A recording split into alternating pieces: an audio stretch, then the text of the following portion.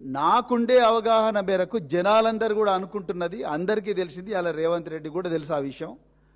ఈ బండి సాయి భగీరథ్ ఈ మైనర్ బాలిక జీవితంతో ఆడుకుంటున్నాడన్న విషయం,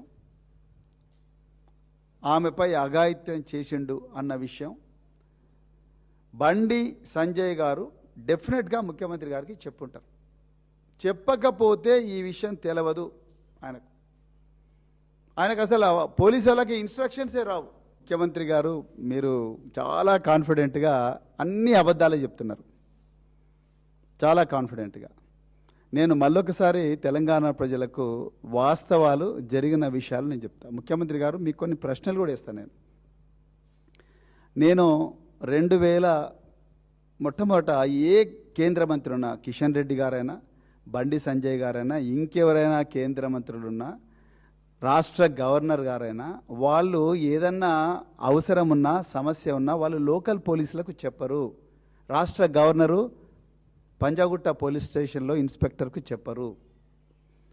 కేంద్ర బొగ్గు గనుల శాఖ మంత్రి కిషన్ రెడ్డి గారు బర్కత్పురాలు ఉంటారు, ఆయన బర్కత్పుర పోలీస్ స్టేషనో కాచిగూడ పోలీస్ స్టేషన్లకో చెప్పరు.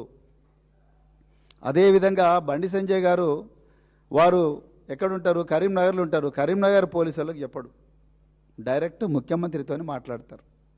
అది ప్రోటోకాల్.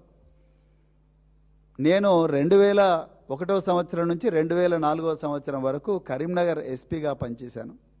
ఆ టైంలో 2002వ సంవత్సరంలో మార్తాండరావు అని చెప్పేసి ఒక స్పెషల్ క్లాస్ కాంట్రాక్టర్ను నక్సలైట్లు కిడ్నాప్ చేస్తారు. వారు ఆనాడు కేంద్ర హోంశాఖ సహాయ మంత్రి, ఇప్పుడు బండి సంజయ్ గారు కరెక్ట్గా ఏ పొజిషన్లో ఉన్నారో, ఆనాడు కేంద్ర హోంశాఖ సహాయ మంత్రి చెన్నమనేని విద్యాసాగర్ రావు గారు మహారాష్ట్ర గవర్నర్గా కూడా పనిచేశారు. వారు చెన్నమనేని విద్యాసాగర్ రావు గారికి డిస్టెంట్ రిలేటివ్. ఆ విషయం మాకు తెలిసిన వెంటనే మేమందరం కూడా కమాండో దళాలను, డిస్ట్రిక్ట్ గార్డ్స్ని అందరినీ కూడా రెడీ చేసి ఏ అడవుల్లోకి ఈ కాంట్రాక్టర్ను తీసుకొని పోయారని చెప్పేసి మేము ఆపరేషన్స్ కోసం తయారవుతుంటే ఉదయం 6 గంటలకు మాకు ముఖ్యమంత్రి కార్యాలయం నుంచి కాల్ వచ్చింది. ముఖ్యమంత్రి కార్యాలయం నుంచి కాల్ ఏమని వచ్చిందా అంటే, కేంద్ర హోంశాఖ సహాయ మంత్రి గారు నాకు కాల్ చేశారు. కాల్ చేసి సాక్షాత్తు చంద్రబాబు నాయుడు గారే మాట్లాడారు. వారేమన్నారు, ముఖ్యమంత్రి కేంద్ర హోంశాఖ సహాయ మంత్రి గారు రిక్వెస్ట్ చేస్తున్నారు, రిక్వెస్ట్ చేసి ఆతి చూసి చాలా జాగ్రత్తగా ఈ ఆపరేషన్స్ చేయాలి, ఒకటేసారి కమాండో దళాలను దింపకండి, ఆ నక్సలైట్లు ఎవరైతే బాధితుడు ఉన్నారో ఆ బాధిత ప్రాణాలకు హాని కలిగించే ప్రమాదం ఉన్నది, అందుకొరకు చాలా కేర్ఫుల్గా హ్యాండిల్ చేయండి అని చెప్పి సాక్షాత్తు ముఖ్యమంత్రి గారే జిల్లా ఎస్పీతో ఆనాడు మాట్లాడాడు. అది జనరల్గా ప్రోటోకాల్. కేంద్ర హోంశాఖ సహాయ మంత్రి ఎప్పుడు కూడా కరీంనగర్ 2 టౌన్ ఎస్ఐకో లేకపోతే కానిస్టేబుల్కో పోయి నువ్వు వాని పట్టుకుంటాను, నువ్వు వీని పట్టుకుంటాను డైరెక్ట్ చెప్పరు జనరల్గా. మరి ఆ బండి సంజయ్ గారు మీకు ఎప్పుడు చెప్పిండ్రా లేదా? ఇవాళ ముఖ్యమంత్రి చెప్పాలి ప్రజలకు. చెప్తే ఎప్పుడు చెప్పిండు? చెప్పిన వెంటనే మీరు డీజీపీకి ఏమని ఇన్స్ట్రక్షన్స్ ఇచ్చిండ్రు? డీజీపీకి మీరు ఏమని ఇన్స్ట్రక్షన్స్ ఇచ్చిండ్రు? ఆయన కింద ఏమని ఇన్స్ట్రక్షన్స్ ఇచ్చిండు? ఇప్పుడు మీరు ఇమ్మీడియట్ ఈ వీడియోలో 4 సార్లు 5 సార్లు మాట్లాడి ఇమ్మీడియట్గా చేసిన బండి సంజయ్ గారు మీకు తన కుమారుడు ఈ అమ్మాయి వ్యవహారంలో ఏదో ప్రమాదం అయ్యేటట్టుంది, నా కుమారుడిని రక్షించాలా అని చెప్పి మీకు చెప్పినప్పుడు మీరు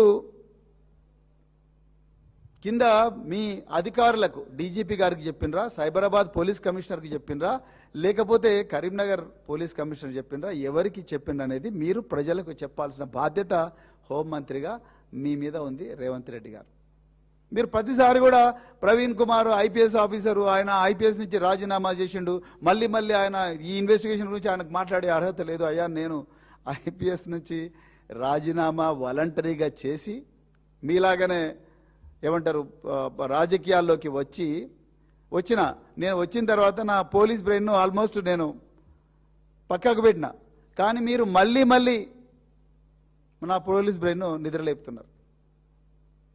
ఇన్ని తప్పులు చేసుకుంటా ఇలా మేము అడుగుతున్నది నేను ఇన్వెస్టిగేట్ చేస్తా అని చెప్తలేను. నేను ఇన్వెస్ట్ చేసే అధికారాలు నా దగ్గర లేవు. మీరు ఇన్వెస్టిగేషన్ చేయడం లేదు. చట్టం ఇది చెప్తుంది, ఈ విధంగా చెయ్యాలే, అందరూ జనరల్గా ఈ విధంగా చేస్తారు, మీరు ఎందుకు చేయడం లేదు అని చెప్పి హోంమంత్రిగా మీ అధికారులకు మీరు చెప్పాలని నేను రిక్వెస్ట్ చేస్తున్నా. అంతే తప్ప నేను ఇన్వెస్టిగేట్ చేస్తా, ఎస్ఐ నువ్వు ఏం చేసినావు, పొద్దున ఏం చేసినావు, రాత్రి ఏం చేసినావు, కేసు డైరీలో ఏం రాసినావు, జీడీ ఎప్పుడు ఆపినావు, ఎందుకు ఆపినావు, ఎఫ్ఐఆర్ల డిఫాక్టో కంప్లైంట్ ఏమి ఇచ్చింది అని నేను అడుగుతలేను కదా. నా కాల్ డీటెయిల్స్ తీసుకో, నా ఫోన్ డీటెయిల్ ఇక్కడనే ఉంది, నా ఫోన్ డీటెయిల్ మొత్తం నీకే ఇస్తా, కాల్ డీటెయిల్స్ తీసుకో. నేను ఎవరికి చెప్తలేను, నాకు అవసరం కూడా లేదు. మీరు చేయాల్సిన డ్యూటీ చేయడం లేదు అని ప్రజలందరూ కూడా హాహాకారాలు చేస్తున్నారు. కాబట్టే ఈరోజు మేము రంగంలోకి దిగాల్సిన అవసరం వచ్చింది. బీఆర్ఎస్ పార్టీ పాలసీ అది.